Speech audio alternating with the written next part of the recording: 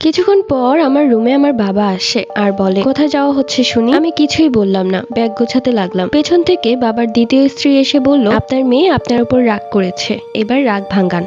এরপর তিনি চলে গেলেন অন্য রুমে। বাবা এসে আমার গালে হাত বুলিয়ে দিলেন আর বললেন যে, আমাকে তুই মাফ করে দে মা, এই প্রথমবার তোর গায়ে হাত তুলেছি। জানি বাবা খুব খারাপ, কিন্তু তুই তোর স্কুলের পিকনিকে যাবি সেটা আমাকে আগেই বলতে পারতি। আমার দিকে তাকা, এভাবে রাগ করতে নেই মা বাবার উপর। বাবা মারা গেলে তখন কি করবি? তখনই আমি ডুকরে কেঁদে ফেললাম আর বাবাকে জড়িয়ে ধরলাম। তুমি কোথাও যাবে না আমাকে ছেড়ে, মা চলে গেছে। তুমি যদি আমাদেরকে ছেড়ে চলে যাও তাহলে আমার আর ভাইয়ের কি হবে, এটা বুঝিস? তাহলে বাবার উপর রাগ করছিস কেন? ঠিক আছে, আর রাগ করব না। আমি আমার স্কুলের পিকনিকে যেতে চাই, তুমি কি আমাকে যেতে দিবে? ঠিক আছে, কিন্তু তুই তোর মাকেও নিয়ে যাবি। তাকে কেন নিয়ে যেতে হবে?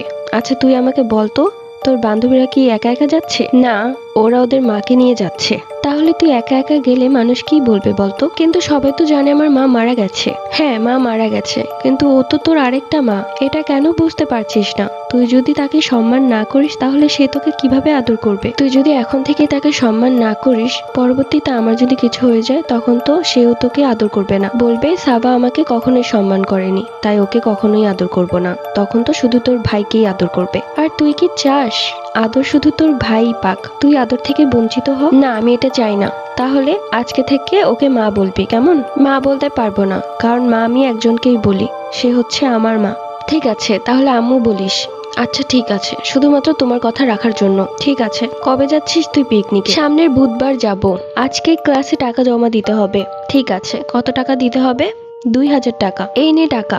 আর শোন, যাওয়ার সময় কিন্তু তোর আম্মুকেও নিয়ে যাবি, কেমন? ঠিক আছে। সাভা, তোমার পছন্দের বিরিয়ানি রান্না করেছি, খাবে না? হ্যাঁ খাবো। তাহলে তাড়াতাড়ি চলে এসো দেখি, লক্ষ্মী মেয়ের মতো। এরপর সময় কেটে রাত হয়ে গেল। রাত 3টার দিকে হঠাৎই বিড়ালের কান্নার শব্দে আমার ঘুম ভেঙে গেল। কি ব্যাপার, এত রাতে বিড়াল কাচ্ছে কোথা থেকে? আর আমরা থাকি 7 তলায়, এত উপরে বিড়াল আসাও কথা না। একটু সাহস নিয়ে ছাদের দিকে পা বাড়াচ্ছি। আজকেও দেখলাম ছাদের গেটটা একটু ভেড়ানো। উকি দিতেই ছাদের ভেতর থেকে একটা শব্দ ভেসে এলো, সাভা ভেতর এসো। এত রাতে মহিলা ছাদে কি করছে? আবারও মনে হয় নামাজ পড়ছে। ভিতরে গিয়ে দেখলাম তিনি ছাদে হাঁটছেন। কি ব্যাপার, আপনি এত রাতে ছাদে হাঁটছেন কেন? আপনার কি ভয় করে না? না তো, আমার ভয় করে না। তোমার ভয় করে?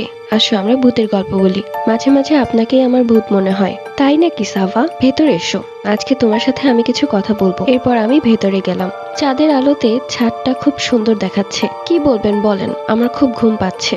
ঘুম পেলে তুমি এখানে আসলে কি করে? ওই তো হতচ্ছাড়ি বিড়ালটার জন্যই এসেছি। ওই হতচ্ছাড়ি বিড়ালটাই তো আমার ঘুম ভাঙিয়ে দিয়েছে। তুমি কি জানো সাভা, সেই বিড়ালটাই যে আমি। কি? পার্ট 5 লাগবে? অবশ্যই